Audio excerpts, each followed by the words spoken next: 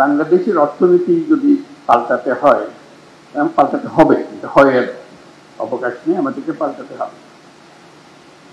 কারণ চট্টগ্রাম বন্দর হলো ভরসা।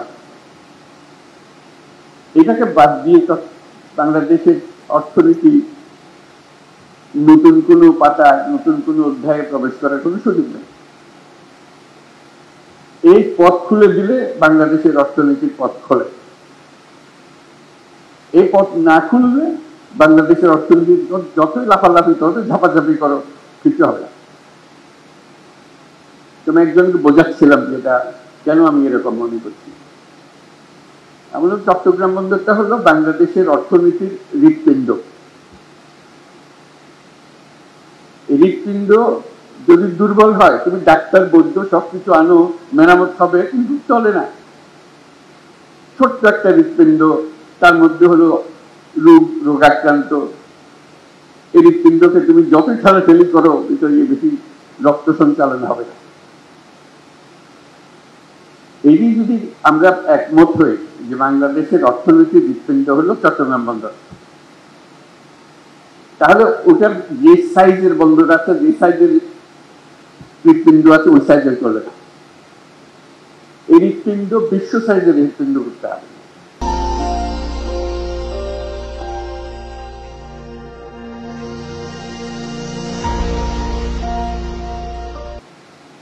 তাহলে এটা পাম্প হবে, সেটা সারা বাংলাদেশ জুড়ে সেটা সচল হবে। এখান থেকে অর্থনীতি সচল হয়ে তার নারী দিয়ে উপরের দিকে যাবে, সারা দেশ জুড়ে ছড়িয়ে যাবে, আবার সারা দেশের জিনিস এখান দিয়ে বিদেশে চলে যাবে। এটি হলো হৃৎপিণ্ডের কাজ, এটি হলো বন্দরের কাজ। বন্দর আরো আছে, কিন্তু এটা হলো একেবারে কেন্দ্রীয়, সবথেকে বড় যে জিনিসটা। এখান থেকে সমস্ত কিছু নিয়ন্ত্রিত হবে। যদি আমরা বললাম যে পৃথিবীর সারা বন্দর ব্যবস্থাপক যারা আছে তাদেরকে ডাকো, দেখলাম যে আগেই ডাকা হয়ে গেছে, কিন্তু কাজটা হচ্ছে না। আমি বারে বারে সবার কাছে আবেদন করছি, এটা তাড়াতাড়ি করে হবে। যত দিন যাবে আমরা এই হৃৎপিণ্ডকে আর ওইভাবে স্থাপন করতে পারবো না। আমাদের যে সুযোগ আছে, এই সুযোগে আমরা হৃৎপিণ্ডকে ওই সাইজে, যে সাইজে আমরা কল্পনা করি বাংলাদেশের অর্থনীতি দাঁড়াবে, বাংলাদেশের ভবিষ্যৎ পরিবর্তন হয়ে যাবে, এটা পরিবর্তন না করে বাংলাদেশের কোনো অর্থনৈতিক পরিবর্তন সম্ভব না। কাজে আমাদের কাছে এটা পেছনে যেতে হবে। এবং তার সঙ্গে আবার যোগ করলাম, এটা শুধু হৃৎপিণ্ড বাংলাদেশের জন্য না, আশেপাশের দেশগুলোর সঙ্গে সংযুক্ত। যে কারণে নেপালের কথা বললাম, ভুটানের কথা বললাম, সেভেন সিস্টার্সের কথা বললাম, সবার জন্য হৃৎপিণ্ড একটাই। নেপালের জন্য হৃৎপিণ্ডই নেই, কাজে আমাদের হৃৎপিণ্ড দিয়ে তাকে চালতে হবে। আমরা তাকে সেই সংযুক্ত করতে চাই, এটা আমাদেরও লাভ, তাদেরও লাভ, আমাদেরও লাভ। এটা এমন নয় যে তাদের মেহেরবানি করি, মেহেরবানি বিষয় না। এই হৃৎপিণ্ড যদি সংযুক্ত হয়, সেও লাভবান হবে, আমরাও লাভবান হব। ভুটান যদি এটার সঙ্গে সংযুক্ত হয়, সেও লাভবান হবে, আমরাও লাভবান হব। সেভেন সিস্টার যদি এটার সঙ্গে সংযুক্ত হয়, তারা লাভবান হবে, আমরাও লাভবান হব।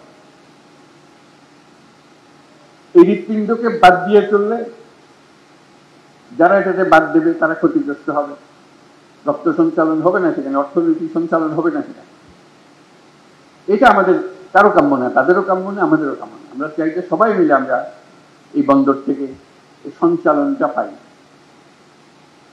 শক্তিটা পাই, অর্থনৈতিক শক্তি জেগে ওঠে। আমরা যে আজকে চট্টগ্রাম বন্দরের কথা বলছি, এখানে স্ক্রিনে আমরা দেখছি বন্দরের পরিস্থিতি। আমাদের মতো দেশে আমরা তো একটা বন্দর নিয়ে কথা বলছি, কয়েকটা টার্মিনাল নিয়ে কথা বলছি, তার এরকম 20টা 30টা বন্দর টার্মিনাল ভরে আছে, একদম বিশ্বমাপের, বিশ্ব সাইজে বন্দর এগুলো। সেখান থেকে তাকালে আমাদের কি খুব ক্ষীণ মনে হয়। এই হৃৎপিণ্ড দিয়ে তো রোগী বেশি দিন টিকবে না, সেখানে যাবে না। কাজে এটাকে শক্তিশালী করতে হবে, এমন শক্তিশালী করতে ক্রমাগতভাবে এটা শক্তিশালী করতে হবে, একবার শক্তিশালী করে দিয়ে ওখানে ইতি টানলেও হবে না।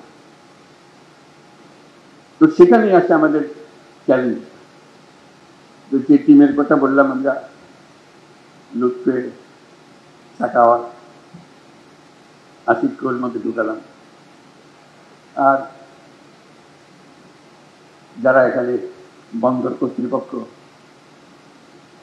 চেয়ারম্যান, তারা সবাই মিলে একটা বড় টিম, যেটা এই পরিবর্তনকে সম্ভব করে।